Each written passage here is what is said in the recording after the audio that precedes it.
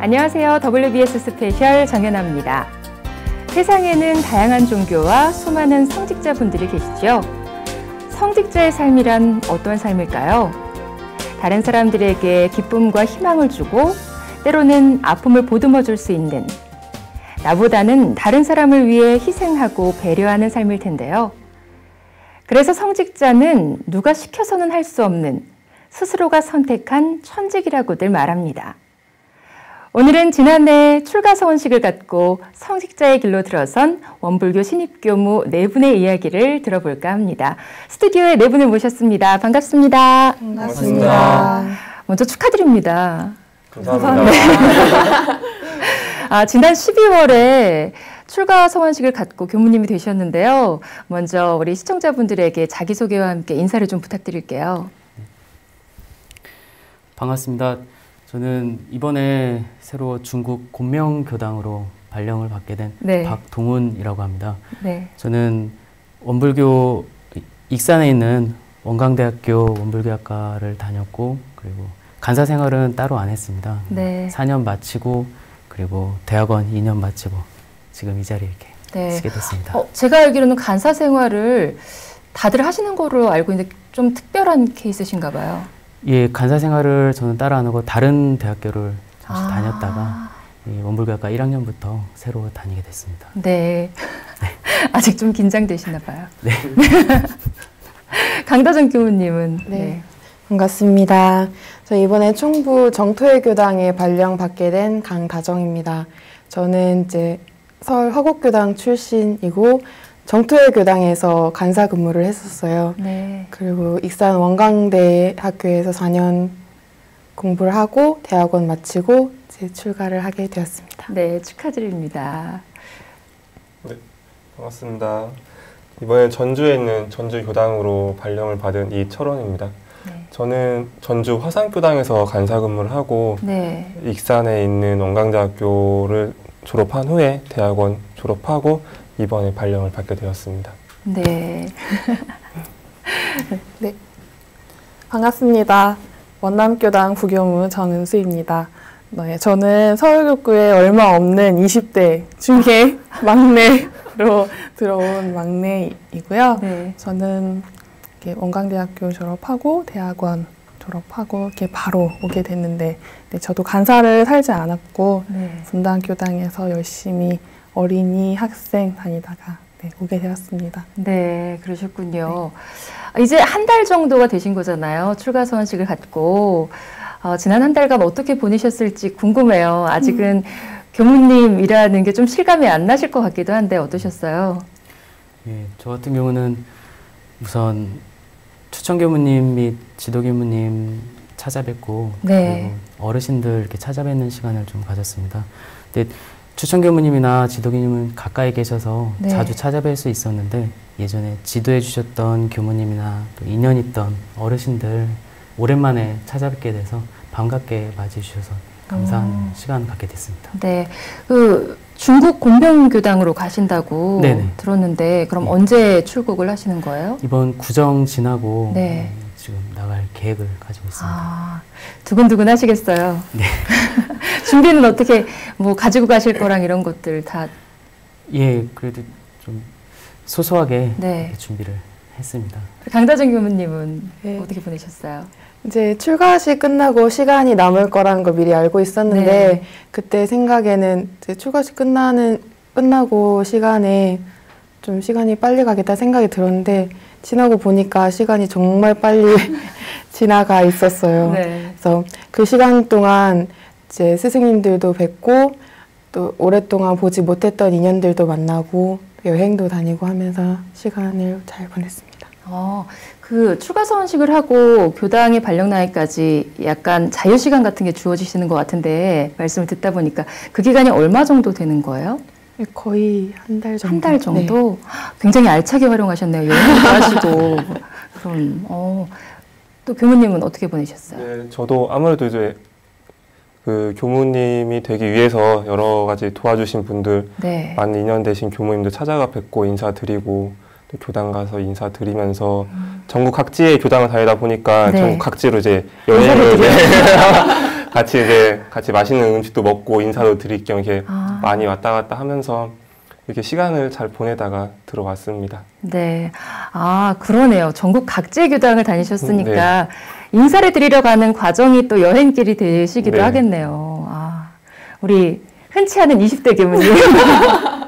네, 저도 2년이 되는 교당을 다니면서 인사도 드리고요. 네. 또 여행도 하면서 지냈지만 저는 좀 제 자신을 돌아보는 시간을 좀 많이 가졌습니다. 네. 네. 좀 궁금하긴 한데요. 사실 제 주변에 뭐 저랑 함께 지내던 친구가 교무님이 됐다고 하면 어제까지 장난을 쳤어도 오늘 교무님이 되면 왠지 교무님이라고 불러야 될 것 같고 이렇게 조심스럽게 대해드려야 될 것 같고 그런 마음이 좀 들 것 같거든요. 주변이 좀 달라진 걸 느끼시나요? 혹시 부모님도 아이고 우리 교무님 이렇게 부르시지는 않을까 뭐 이런 생각이 좀 들긴 하는데 어떠세요?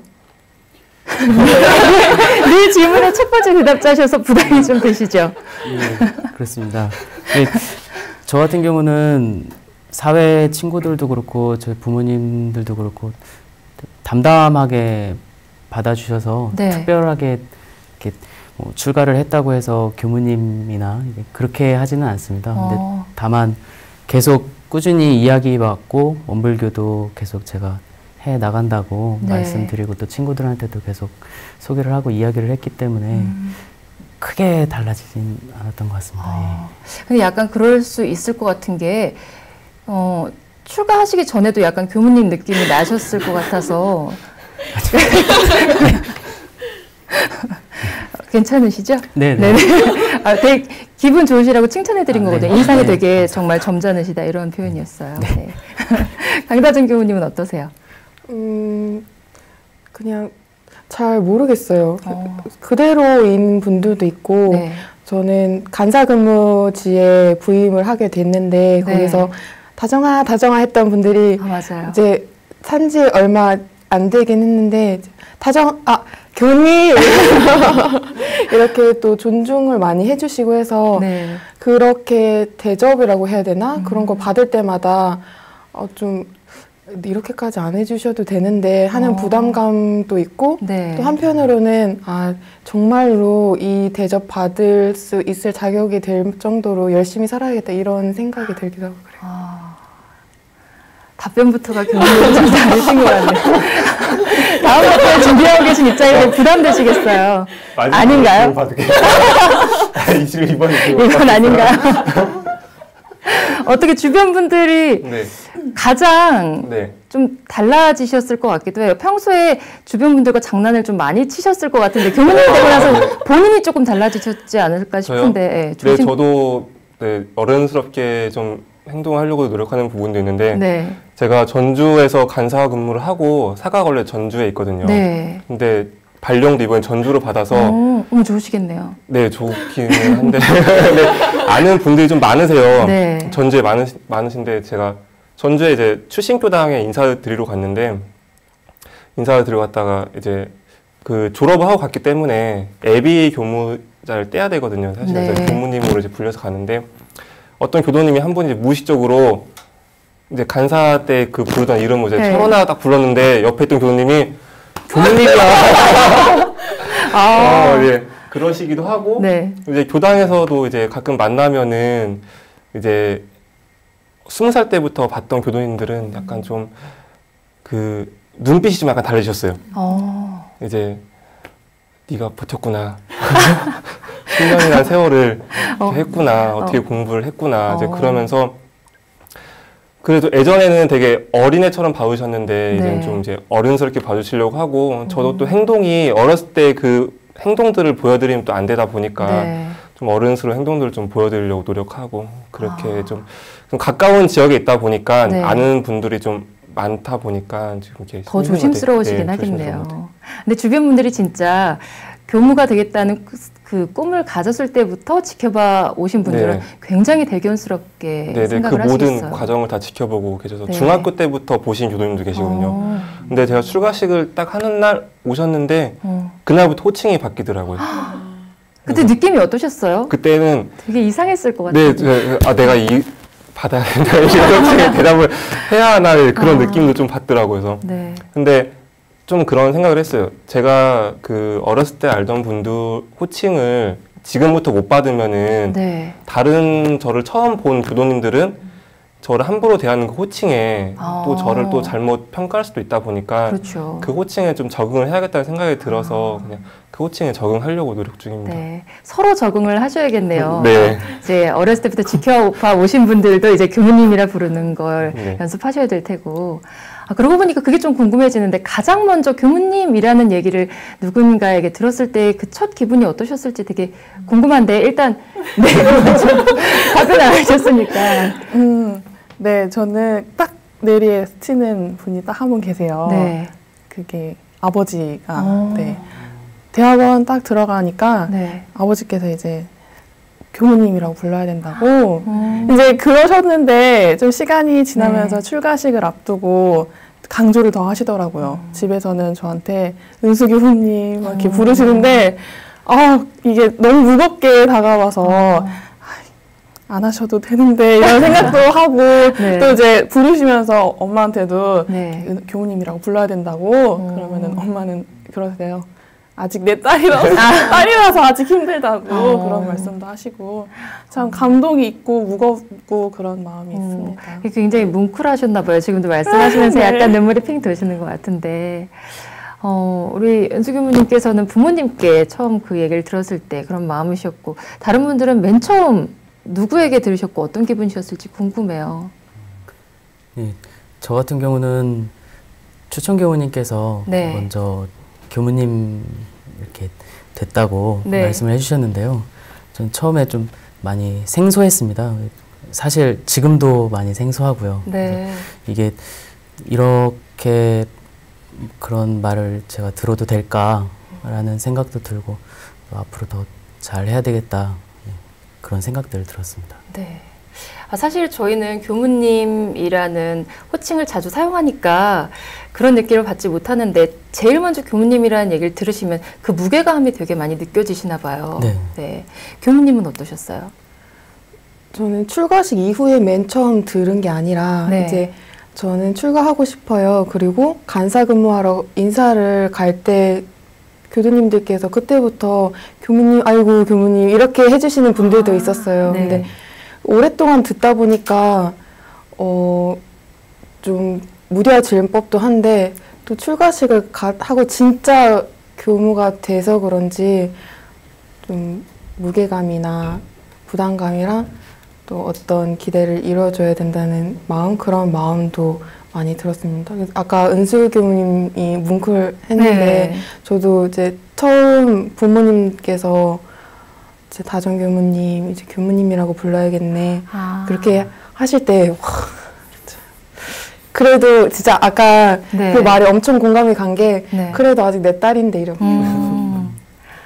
다들 부모님 말씀하시면 약간 눈물이 고이세요. 근데 진짜 그런 마음일 것도 같아요. 그러니까 다정아 이렇게 부르시다가 교무님 이렇게 부르면 약간 좀 뭐랄까 좋으면서도 서운한 마음이 조금 들 때도 있을 것 같긴 해요. 다른 얘기 해야겠는데 교무님이 눈물이 고이셔서 네. 네 재밌게 말씀해 주세요. 분위기가 지금 이러니까. 네. 네. 아까 감동적인 얘기 준비하신 것 같은데. 그럼 멘탈 좀 챙기고. 네. 네, 저는 출가할 때부터 네. 사실은 이제 애비 교무님을 교도님들이 많이 불러주시거든요. 처음에 네. 교당에서 간사 근무를 하면은 애비 교무님, 애비 교무님 해주시는데 네. 대학교 1학년 때 교당 실습을 한 달 반 정도 갈 때가 있어요. 네네. 사실 이제 그때 갈 때 처음에 이제 의식 주례를 할 때 법복을 네네. 입는데 대학원 1학년 실습할 때 그 실습 교당에서 대중 앞에서 제가 설교를 하는 게 있어요. 그때 어머니가 전주에서 한번 올라오셨는데 네. 되게 불안하네요. 어머니가 올라왔다니까. 그때 어머니가 네. 저에게 처음 그 교무님이라는 호칭을 해준 때가 가장 감동이었는데 그러면 저희 어머니가 한마디 해주셨어요. 뭐라고 하셨어요? 이제 엄마의 임무는 끝났다. 네 갈 길은 네가 가라. 이게 해주시는데 그 어머니도 슬프시겠지만 네. 네, 저도 그 말을 들으면서 그래 엄마의 삶은 이제 엄마의 삶이고 네. 나의 삶은 나의 삶이구나. 네. 나는 이제 그러면서 갔는데 그때 어머니 그 교무님 호칭이 저는 가장 가슴이 뭉클한 것 같아요. 그때 어머니하고 그 어머니 아들의 그 사이가 어떻게 보면 이제 어머니가 먼저 갈라놓으신 거거든요. 갈라나왔다는 표현은 좀 적절치 못하지 않은가. 어머니가 먼저 그 아들을 네, 성직자의 길로 보내주신. 성직자의 길로 그렇죠. 이렇게 회상에 이렇게 네.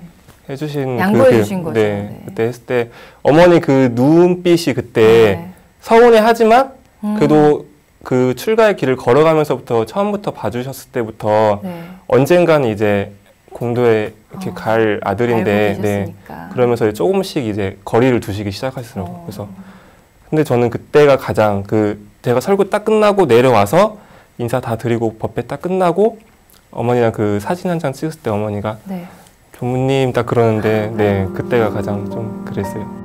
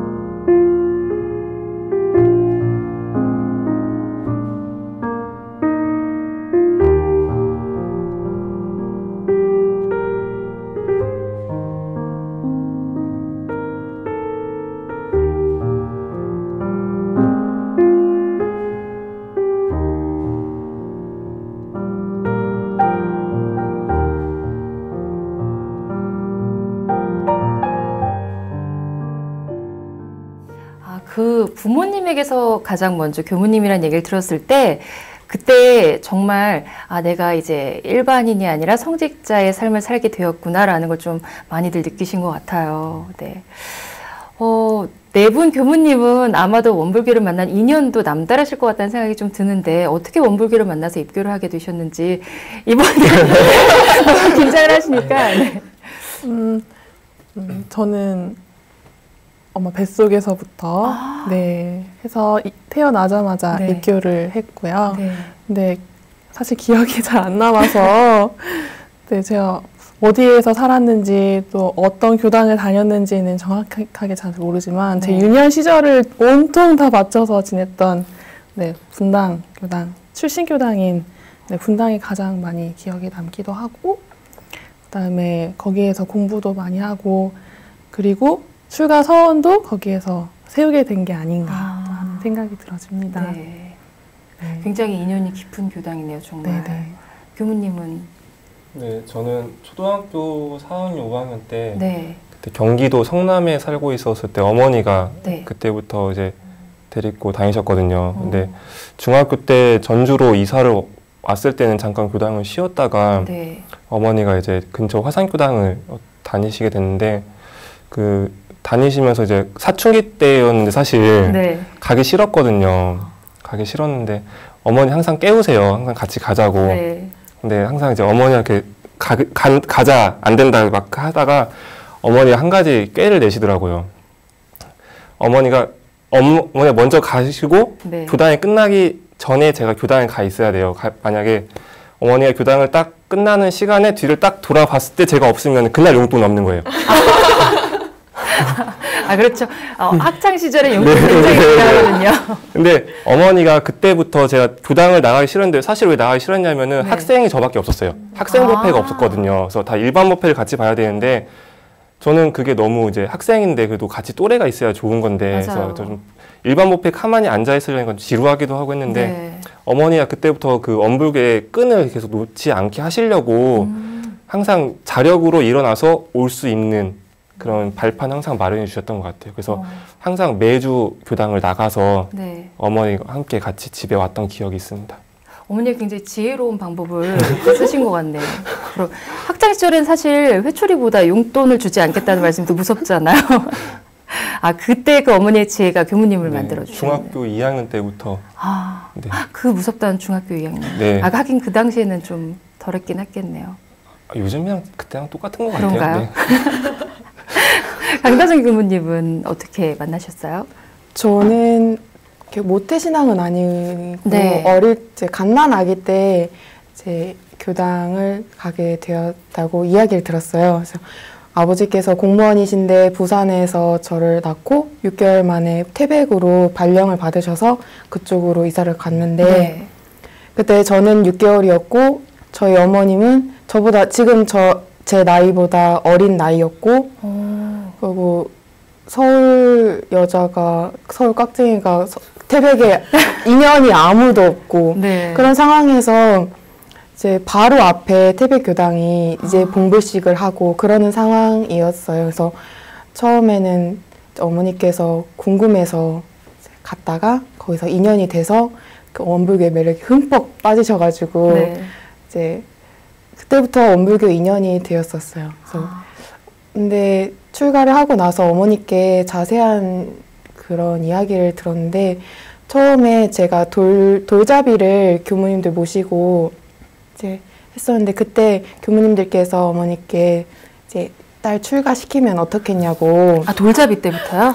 네, 그렇게 말씀하셨는데 그때는 어머니께서 막 정말 막 무슨 소리를 하냐고 그렇게 얘기를 하셨대요. 네. 근데 그때는 이제 입교한 지 6개월 됐을 때 딸 돌잡고 있는데 아, 입교 6개월 차인데 네. 교무님이 됐으면 딸을 교무시키라고 하면은 당연히 싫죠. 저 같아도. 근데 그렇게 인연이 돼서 계속 오다가 보니까 어머니께서 신심이 많이 생기시고 네. 그래서 어렸을 때 저는 제 생각에는 제가 어렸을 때부터 교무를 하겠다라고 했는 줄 알았는데 네. 어머니 그 실상을 들어보니까 세뇌 교육을 좀 하셨다고 하시더라고요. 어머니께서? 네, 그래서 그랬나?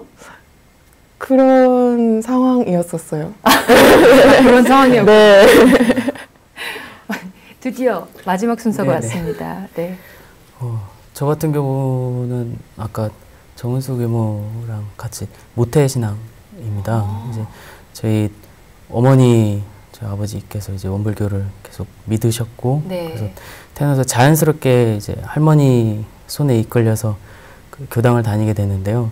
이제 서울 불광교당이 제가 출신 교당이에요. 네. 그래서 거기서 어렸을 때 자세히 기억은 안 나는데 항상 가면은 이제 포근하게 교도님들께서 맞아주셨어요. 아무래도 아기가 이렇게 오고 그러니까 네. 좀 이렇게 귀엽게 봐주시고 그러셔서 먹을 것도 잘 드시고 그래서 굉장히 저는 포근한 기억으로 남습니다. 네. 그래서 유년 시절을 이제 그렇게 보내고 또 집에서도 저희 아버지께서는 항상 매일같이 새벽 4시 이렇게 일어나셔서 선하고 이렇게 기도하고 그러세요. 네. 그런 것들을 쭉 지켜보면서 자연스럽게 습득을 하다 보니까 그냥 그게 이제 되게 자연스러운 하나의 문화로 습득을 하게 됐습니다. 네. 아, 진짜 주변 분들의 인연에서도 교무님이 되기까지 그런 도움을 많이 받으신 것 같아요. 제가 듣기로는 원불교학과에서 공부를 하려면 기숙 생활을 한다고 들었거든요. 아까 방송 전에 준비할 때도 보니까 네 분이 서로 안 친해요라고 말씀하시면서도 너무 분위기가 좋더라고요. 같이 학교 생활 하시면서 재밌는 일들이 굉장히 많았을 것 같은데 때로는 이 교는 교무보다는 가수를 하는 게 나을 것 같은데 혹은 다른 재능을 썩히지 말고 딴 일을 해야 될 것 같은데 이런 친구도 있었을 것 같고 재밌는 일들이 좀 많으셨을 것 같아요. 함께 있다 보면 왜 사건 사고들이 꼭 벌어지잖아요. 어떤 분이 말씀해 주실까요? 서로 눈치만 보지 마시고. 교무님이 주인공이신가요? 다들 교무님을 바라보시는데요? 근데 에피소드가 없다. 제가 딱 한 가지 네. 생각나는 모습이 있는데 네. 박도훈 교무님이랑 정말요? 의외의 인물이시네요. 얘기해도 되려나 모르겠는데 해도 돼요? 네네. 네, 이제 곧 가실 거니까요, 멀리로. 네. 제가 이제 처음 입학을 해가지고 세도반 훈련이라고 네. 새롭게 이제 입학을 하면 훈련을 나눈 때가 있었어요. 근데 제가 이제 그렇게 훈련을 시작할 때 처음 만났는데 그때 훈련 방장으로 지금 이 모습이 아니에요. 이 머리를 싹 다 밀고 네. 정말 스님처럼 머리를 싹 다 밀었어요? 교무님께서요? 네. 그래도 좀 잘생기셨을 것 같긴 해요. 네, 잘생기고 그리고 나이가 정말 어려 보였어요. 네, 제 친구인 줄. 지금도 어려 보이는데 그렇게 했는데도 불구하고 네. 너무 어려 보여가지고 제가 순간 말을 막 놓을 뻔했던 기억이.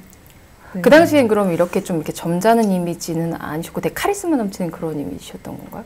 카리스마도 넘치고 재치도 있고 좀 숨기고 있는 거예요. 아니 언제부터 이렇게 출가 소원식이 끝난 후부터 이러시는 거예요? 예. 지금 제보가 쏙쏙 도착하는 원래 이런 분이 아니시라고. 아까 스튜디오에 들어오셔서 굉장히 말 한마디 안 하시고 되게 과묵하셔서 되게 과묵하고 점잖으신 분이시구나 생각했는데 아니라는 제보가 들어오고 있는데. 그런가요? 아닌 건 아닌데. 네. 저 같은 경우는 원불교학과 4년 동안 또 주고 굉장히 재밌게 또 즐겁게 지냈던 것 같습니다. 네. 제 나름대로. 그래서 뭐 이렇게 말씀해 주시고 또 네. 좋은 말씀으로 또 은수교모가 이제 이야기를 해줬는데 네. 학창 시절 때는 이제 저 같은 경우는 원불교를 교리를 다른 교들과 달리 좀 배우고 싶어서 이렇게 들어온 터라서 잘 모르는 상태에서 들어왔어요. 그래서 하나부터 10까지 차근차근 배워 나아가야 되겠다 이런 생각들 많이 들었고, 그리고 또 하나는 공부도 또 중요하지만 또 활동적인 부분들을 좀 실천을 많이 해야 되겠다라는 생각들 들어서 여러 가지 좀 활동들을 했던 것 같습니다. 하셨군요. 네. 아까 뭐 교무님들도 말씀하셨지만 자연스럽게 세뇌를 교무가 되었다 뭐 이렇게 말씀하셨지만 사실 결정적인 어떤 순간이 있었을 것 같아요. 내가 교무가 돼야겠다. 출가를 선언하게 된 딱 그 결정적 동기 같은 게 있을지 궁금해요. 네. 저 같은 경우는 좀 솔직히 말씀드리기로 학부 생활을 할 때 네. 아까도 말씀드렸지만 이제 배우고자 이렇게 들어왔기 때문에 네. 특별한 다른 이제 교무들처럼 투철한 서원이나 그런 거는 없었어요. 그래서 이 공부를 더 하고 더 열심히 해서 한번 공부를 해봐야지 이제 이런 생각으로 들어왔기 때문에. 그럼 사실 처음에 학부에 입학하셨을 때는 그냥 호기심에 공부를 해보고 싶어서 들어오셨던 거예요? 예. 근데 그 이후에 그 추천교무님께서도 앞으로 중국에 좀 뜻을 둬라 이렇게 말씀하셨고, 네. 그런 뜻에서 제가 학부 4학년을 마치고 대학원 들어오기 전에 2년 동안 중국에 있었습니다. 네. 근데 그 가운데 좀 확실히 서원이 세워졌던 것 같아요. 거기에 중국 아이들이 지금 중국 내에서도 많이 급속도로 이제 경제 속도가 발전되고 있는 가운데 네. 이제 좀 빈부격차라든지 또 교육이 많이 필요하다라는 걸 알게 됐고, 네. 특히나 거기는 아이들을 보면서 이 아이들에게 지금 정말 필요한 게 뭘까라는 생각을 하게 되다가 이 원불교 대종사님께서 말씀해 주신 이 교법이라면은 충분히 아이들이 문화적으로 보편적으로 인성교육을 할 수 있지 않을까라는 네. 생각이 들어서 그때 굳건히 이렇게 서원이 세워지게 된 계기가 됐습니다. 그러셨군요. 멋지시네요. 중국에 가셔서 지금 말씀하신 것처럼 그런 환경이라면 앞으로 뭔가 개척해 나가셔야 하니까 네. 고생되실 일이 많으실 텐데, 그러려면 한국에서의 도움도 많이 필요하실 것 같은데 동기 교무님들이 많이 도와주셔야겠네요. 네. 잘 보여. 우리 이철원 교무님은? 네. 저는 처음에는 원불교학과에 입학은 네. 잘 생각을 못 하고 있었어요, 사실은. 그리고 제가 원불교를 계속 꾸준히 또 다녔던 이유 중에 하나가 사실은 제가 이제 미션 스쿨을 다니고 있었거든요. 아, 네. 네, 근데 거기서 유일하게 원북을 다닌 사람이 저밖에 없었어요. 네. 그러다 보니까 더 이렇게 그 선생님들이 자기네 교회로 막 오라고 하니까 그게 더 약간 반발심 네, 같은 반발심으로 더 원북을 더 자주 나갔거든요. 근데 그렇게 지내고 네. 있었는데 저는 사실 복지 관련 일은 좀 약간 관심이 좀 있어서 그쪽 네. 일을 하고 싶다라는 생각을 했는데 요즘은 사실 좀 이제 많은 분들이 하시고 계시는데 제가 이제 간사 고등학교 다닐 때는 폐지 죽는 어르신들이 이렇게 많지는 않았어요. 사실은. 근데 제가 어느 날 차를 타고 이렇게 가고 있는데 그 언덕에서 폐지를 막 그 리어카에 실어서 가지고 올라오시는 분이 제가 봤거든요. 근데 그거 네. 보면서 제가 복지 관련 일을 하고 싶었는데 근데 제가 정말 그냥 복지사가 된다고 하면은 원상 기관에 있는 그런 복지사의 역할 정말 그 국한되어 있잖아요. 그 공간이. 네. 그래서 좀 더 크게 복지를 하고 싶다라고 생각을 하고 있는 찰나에 제가 처음 입학할 때 수시가 생겼어요. 원북학과에. 네. 그러면서 이제 수시를 접수를 했는데 그때도 조금 이제 미션스쿨에서 원북학과 수시를 접수해야 되니까 아, 그러네요. 네. 아, 원서를 담임 네. 선생님들이 도와주셔야 네. 되잖아요. 그래서 그 미션스쿨에서 원북학과 수시를 쓸 때도 약간 네. 좀 문제가 좀 약간 있었는데 다행히 그래도 수시를 잘 써주셔서 네. 다행히 합격해서 아까 원서를 써주시면서도 네. 내가 우리 교회 와라 라고 했던 학생인데 원불교학과 원서를 나에게 써달라고 하다니 너도 대단하다. 선생님 그런 생각을 좀 네. 가지셨을 저희 것 같아요. 어머니도 학교 오셨어요 그때. 아, 그래요? 네, 그 수시를 쓸 때도 좀 이렇게 말이 좀 많아서 처음 타 종교로 수시를 쓰는 학생이 저밖에 제가 처음이었으니까 그때는 학교 측에서도 굉장히 이제 좀 네. 나름대로 역경을 딛고 원불교학과에 네. 입학하셨네요. 네, 네. 정말 힘들었습니다. 교우님은 어떤 동기를 갖고? 네, 저는 일단 어렸을 때 한 초등학교 때 초등학생으로 막 네. 이렇게 뛰놀면서 교당을 다닐 때부터 저는 교무님 할 거예요, 교무님 할 거예요 하면서 지냈었어요. 근데 나중에 이제 고등학생이 되고 어떤 사람이 되어야지 할 때는 순간 좀 어려울 것 같은데 내가 교무님이 될 수 있을까 하는 생각을 가지던 찰나에 이제 만덕산 훈련을 나가게 됐는데 거기서 추천교우님을 만났어요. 네, 그래서 추천교우님 하시는 이렇게 기도라든지 천도제라든지 그런 모습을 봤고 일주일 정도 되는 훈련을 나면서 정말 처음에 너무 힘들어서 하기 싫다고 집에 가고 싶다고 네. 했었는데 또 그게 끝나고 나서 또 가고 싶더라고요. 네, 그래서 2년 정도를 그렇게 만덕산 동선 하선을 나면서 그때 마음이 더 딱 크게 잡아줬던 게 있더라고요. 근데 저희 어머니께서는 저를 뱃속에 딱 가지고 있었을 때부터 서원을 세우셨다고 하더라고요. 얘는 전무 출신을 시킬 아이다 라고 하면서 네, 많이 공을 들이셨다고 정성으로. 그때 태교하셨던 것이 네네. 이제 이루어졌네요. 네. 근데 사실 일반적인 그 학생들 같은 경우에는 뭐 대학교에 들어가서도 꿈이 여러 차례 바뀌잖아요. 이렇게 뭐 이것도 하고 싶고 저것도 하고 싶고 사실 요즘 세상에 할 수 있는 것들이 굉장히 많고 이렇게 출가 동기를 세우고 서원을 세우고 공부를 시작했지만 중간에 좀 흔들릴 때도 있지 않았을까 싶긴 한데 어떠세요? 저 같은 경우는 학부 때 아무래도 네. 좀 이 길을 가는 것이 과연 맞는 것일까, 그리고 제 스스로가 과연 잘 할 수 있을까, 이런 고민들을 많이 했던 것 같아요. 근데 그때 또 역시나 좀 잡아주셨던 게 추천교무님께서 이렇게 말씀을 해주셨던 게 굉장히 많이 인상적으로 남습니다. 그때 제가 많이 힘들고 그랬을 때 추천교무님께서는 앞으로 교화를 하거나 사람들을 대하거나 만날 때 자신 스스로가 공부가 되고 실천이 돼야 스스로가 행복하고 그 행복한 에너지가 사람들하고 이어질 수가 있는데 너부터가 이렇게 힘들어하고 고통스러워하면은 과연 누구를 제도를 하고 누구를 만날 것이냐고 이렇게 말씀을 해주시면서 네. 추천을 해주신 이렇게 추천을 너한테 이렇게 한 거는 너 자체가 먼저 이렇게 행복하라고, 그래서 같이 더불어서 행복하라고 추천을 한 거지, 너가 이렇게 고통받고 이러라고 한 건 아니라고 이렇게 말씀을 해주시더라고요. 근데 그 말씀이 저는 굉장히 정말로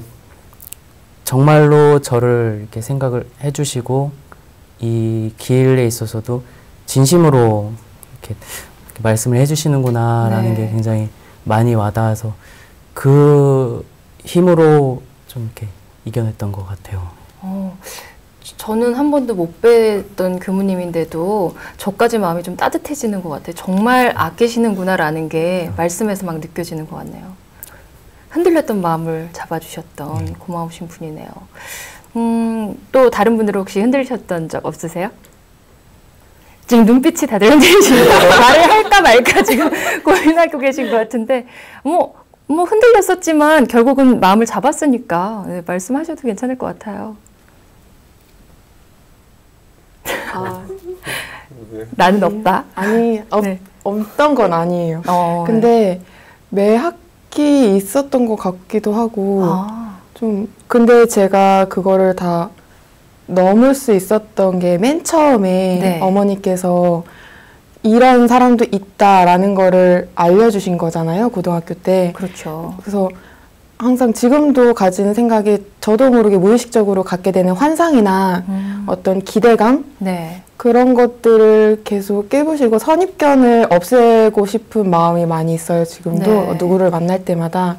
그래서 그런 작업을 계속 하다 보니까 그때마다 이 역경이 나를 키워주는 원동력이 된다.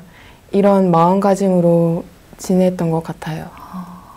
매 순간순간 흔들릴 때마다 그때 다시 마음을 다잡으며 한 뼘씩 또 성장을 하셨던 것 같기도 합니다. 뭐 누구나 다 약간 그렇긴 하겠지만요. 교무님은 아까부터 나는 흔들린 적이 없다 이런 눈빛을 하고 계신데. 하나 말씀드릴까요? 아이고 참. 엄돌작가에 처음 수시를 쓸 때 제가 쓰긴 했지만 사실은 이제 어머니하고 수천교무님의 원도 좀 크셨거든요. 그러니까 쓰긴 썼는데 사실은 그때는 100% 제 자력이 아니었어요. 그래서 이제 그 타력이 약간 섞인 상태에서 제가 입학을 했었는데 간사 근무를 하면서 약간 저도 일단 갖고 있던 환상이 이제 약간 좀 이제 갖고 있던 환상이 약간 이제 깨질 때 현실과 좀 약간 그러면서 내가 생각했던 건 이게 아니었는데 라는 생각이 좀 들더라고요. 그러면서 대학교를 들어가서 한 학기 만에 휴학을 했어요. 한 학기 만에 휴학을 하고 군대를 입대하기 전에 이제 아르바이트도 하고 이제 군대도 갔다 오면서 많은 사람들을 만났던 것 같아요. 아르바이트를 하면서도 이런 사람들을 만나는데 제가 원래 가지고 있던 그 꿈을 펼칠 수 있는 데가 결국은 이 법으로 승부를 지어야겠다. 그래서 이게 더 많은 사람들을 살릴 수 있는 길이다. 라고 다시 엄불작가에 복학을 하려고 했을 때 좀 약간 풍파가 있었어요. 한 학기 만에 휴학을 했기도 했었고, 이제 군대도 말없이 갔다 오고 했는데, 근데 제가 이제 다시 복학을 할 때는 제 자력이 100%가 들어갔을 때였거든요. 그래서 그 전까지는 타력이 섞였기 때문에 약간 타력이 섞인 그런 많은 분들을 원망을 좀 했었어요. 내가 나를 왜 이곳으로 보냈는가 했나, 왜 이렇게 세뇌 교육을 했나, 왜 나를 이런 길을 알려줬나 원망을 했었는데 제가 다시 자력으로 제가 이 길을 선택을 해야 할 때는 많은 고민이 조금 들더라고요. 그래서 어떻게 보면은 이제 재생명리라고 해서 뭐 돈, 뭐 여러 가지 뭐 계문, 뭐 여자, 뭐 그런 것들을 참고 이겨낼 수 있나. 그래서 그런 고민들을 하면서 복학을 하기 전까지 한 거의 10개월 정도 다시 근무를 다시 했어요. 간사 근무를. 교당에서 간사 근무를 하면서 내가 그래도 결국은 다시 이 길로 가야겠다 싶어서 그 모든 거를 다 포기할 수 있을 자신감이 그 10개월 동안에 그 자신감이 생기더라고요. 그래서 다시 제가 복학 서류를 쓰고 다시 들어왔어요. 아니 흔들린 적이 없는 것 같은 눈빛을 하고 계시다가 네. 누구보다 가장 크게 흔들리셨었네요. 가장 크게 흔들렸기 때문에 가장 크게 확신을 하고 있는 거예요. 네, 가장 단단해지시지 않았을까. 도가의 사춘기라고 하는데 사춘기가 그 빨리 왔기 때문에 빨리 그냥 이겨낸 것 같아요. 그러게요. 네. 오늘 말씀하신 것 중에 가장 멋지신 것 같아요. 하나 뭐 해야 될 것 같아서. 교무님도 약간 그렇게 흔들리셨던 때가 있을까요? 당연히 있는데 이렇게 딱 생각나는 그런 거는 없고요. 근데 좀 저는 제 자신 너무 자만심에 이렇게 살았던 건 아닌가 또 싶은 생각이 들더라고요. 왜냐면 난 잘할 수 있어, 다 잘해 라는 그런 생각이 있어서 이 길이 아니어도 돈 벌면서도 잘 살 것 같고 하는 그런 마음이 있었는데 이렇게 학년이 이렇게 조금씩 올라가면서 부족한 모습들이 많이 보이더라고요. 제 스스로 배워야 할 것도 너무 많고 몸에 배어있지 않은 이런 나쁜 습관들, 좋은 습관들로 나아가야 되는데 이걸 어떻게 해야 하나 하면서 이겨내려고 많이 했었던 것 같아요. 못하면 잘해야 돼. 혼자 채찍질도 많이 하고 하면서 처음에는 힘들게 했는데요. 일과라든지 그냥 생활이라든지 이런 모든 것들을 조금 즐기면서 또 그런 재미있게 하려고 하는 그런 시간들을 가지다 보니까 그게 또 다시 서원이 굳어지고 신심이 생기고 했던 게 아닐까. 이게 지금 흔들렸던 그 과정을 이겨내셨던 얘기들을 듣다 보니까 아마 앞으로 교무님 생활을 하시면서도 많은 분들을 만나니까 흔들리지 않을 수가 없잖아요. 사람이 산다는 게. 근데 10년이 지난 후에 다시 교무님을 뵈면 훨씬 더 깊고 단단해져 계시지 않을까라는 기대를 또 해보게 되네요. 교무님을 뵈면 좀 여쭤보고 싶다라고 생각했던 게 있는데 워낙에 우리 원불교의 말씀이 굉장히 좋잖아요. 그래서 사실 원음 방송의 비교도분들이 들으시면서도 좋은 말씀이 나와서 듣게 됐다라는 말씀들을 많이 듣게 되거든요.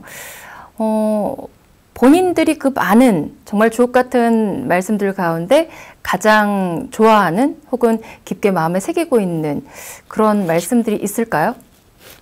예, 저는 그 대종경 인도품 34장 그 법문 말씀을 가장 마음에 새기고 있습니다.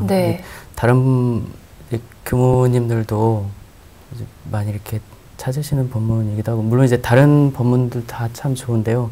저 개인적으로는 그 인도품 34장을 계속 새기고 있습니다. 어떤 내용인가요? 그게 이제 신년 법문으로 대종사님께서 하나 예전에 이제 고승께서 이제 말씀해 주신 거를 하고 뒤에다가 이제 한 귀를 더 붙이신 글귀인데요. 그 이제 인생을 살아가면서 어떻게 살아가야 된다라고 이제 말씀해 주신 겁니다.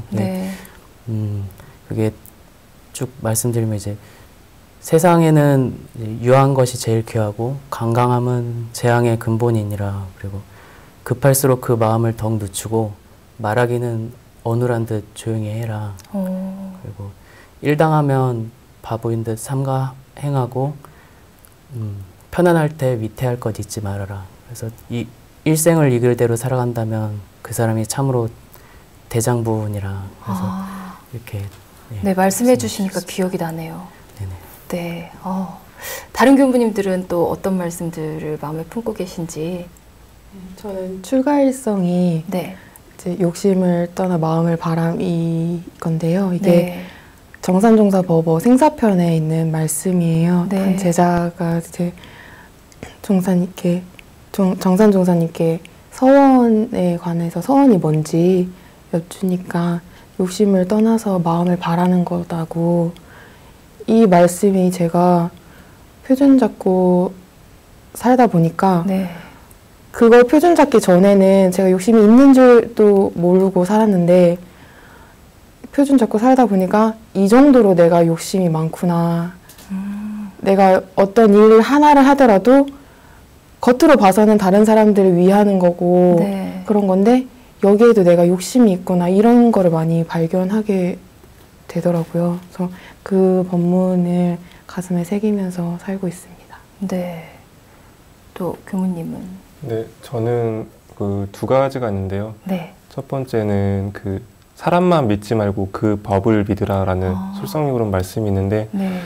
제가 가장 힘들 때 그리고 환상이 좀 현실과 맞닿았을 때 좀 그럴 때 제가 스스로 경계를 이겨낼 때 그 법에 좀 하고 두 번째로는 그 대종경 말씀에 갑자기 생각이 안 나네요. 그 진리가 주는 상벌과 사람이 네. 주는 상벌의 차이점에 대해서 말씀해 주셨거든요. 네. 사람이 주는 거는 그 보고 듣고 하면서 분명히 차이가 있을 수 있지만 또 진리가 주는 상벌에 대해서는 허공벗개가 다 지켜보고 있기 때문에 사람이 그 양심을 속이거나 스스로 떳떳하지 못하면은 안 된다라고 생각을 하면서 그 두 가지를 좀 가슴속에 새기고 있습니다. 네. 네, 저는 마지막 교육과정 지내면서 가장 마음에 새겨지고 또 이번 출가식을 하면서 마음에 다졌던 게 있는데 그게 원만구족 지공무사입니다. 네, 항상 진리의 맥을 대고 흔들림 없이 정말 법신불 일원상처럼 닮아가고자 하는 그런 마음으로. 네. 네. 아, 역시 성직자분들과 일반인은 많이 다르구나라는 생각이 좀 들면서 좀 그런 생각을 하게 됐네요. 이렇게 저는 원음방송에 와서 이제 원불교 법문들을 보면서 가장 먼저 와닿았던 게 일 있을 때 일 없을 때를 생각하고 일 없을 때 일 있을 때를 생각해라. 이거랑 원망생활 감사생활로 돌리자 이런 말씀이었거든요. 그러니까 좀 생활의 곳곳에서 저도 좀 이렇게 좀 담아놓고 살아야 될 만한 좋은 말씀이구나라는 생각이 드는 법문들이 있긴 한데 저보다 훨씬 약간 넓은 맥락의 말씀들을 새기고 계시는 건 아닌가 이런 생각이 들기도 하네요. 교무님들이 생각하는 성직자란 어떤 존재며 어떤 교무가 되고 싶으신지 어려운 질문일 것 같긴 한데 먼저 네. 제가 생각하기에는 네. 더불어 살아가는 사람이라고 생각을 합니다. 네. 대종사님께서도 없어서는 살지 못할 관계를 또 은혜로 밝혀주셨기 때문에 또 더욱이나 우리가 사람으로서 또 일체 생명과 함께 이렇게 모두 다 이어져 있는 이 둘이 아닌 관계에서 우리가 더불어 살아가야 되지 않을까. 그 가운데에서 제가 할 수 있는 건 계속 꾸준히 그리고 묵묵하게 서원을 향해 계속 나아가야 되지 않을까라고 생각을 합니다. 네. 정말로 어려운 질문인데요. 함께 빛을 발할 수 있도록 원동력이 되는 사람인 것 같아서 성직자라는 단어보다는 그냥 묵묵히 제 갈 길 가고 그러면서 혼자 가는 게 아니라 함께 갈 수 있도록 진리를 향해서 함께 갈 수 있도록 북돋아주고 이끌어주고 때로는 이끌려 가기도 하고 함께 하는 게 아닌가 하는 생각이 들어서 출가 제가 출가 이렇게 나뉘어 있긴 하지만 그거를 아울러서 나아갈 수 있도록 어떤 원동력이 되어야 되지 않나 이런 생각이 들었습니다. 네, 기대하겠습니다. 네, 저는 출가 일성이 네. 매일 뜨는 저 해처럼 매일 세상 사람들에게 희망을 주겠다라는 출가 일성이 있거든요. 네. 그래서 해가 매일 뜨고 지겠지만 세상 사람들도 희망을 갖고 있다 사라질 때가 있는데 대종사님 법으로 그 희망을 좀 심어줄 수 있는 사람이 되고 싶은데 그러려면 또 저부터도 법으로 먼저 솔선수범하고 또 희망을 먼저 갖고 있어야 세상 사람들에게 또 그런 희망을 줄 수 있으니까 그렇게 성직 생활을 하려고 합니다. 누구보다 즐겁게 그 희망을 전해주실 것 같아요. 네.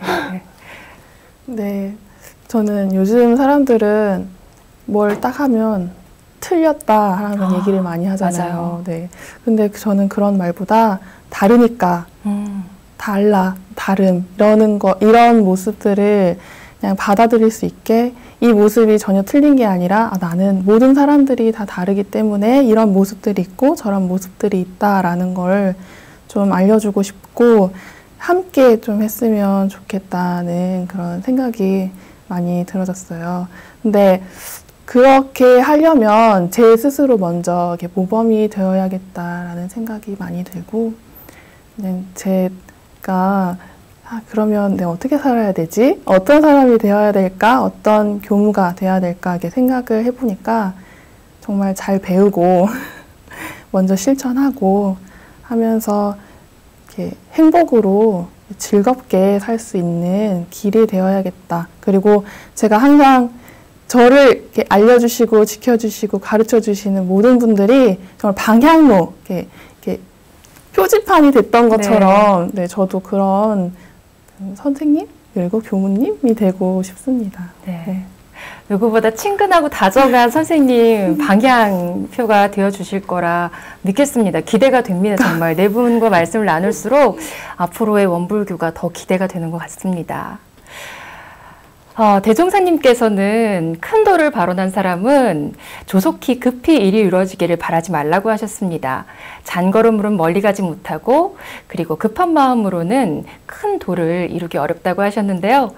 원기 100주년 2세기를 열어가는 그 첫 번째 교무님들이 탄생했습니다. 아마 원하시고 목표로 삼는 일들이 많을 텐데 급한 마음보다는 조금 마음의 여유를 갖고 하나하나 그 뜻을 이루어가시길 기원하고 응원하도록 하겠습니다. 오늘 함께해 주셔서 고맙습니다. 네, 감사합니다. 오늘 WBS 스페셜은 여기까지입니다. 고맙습니다.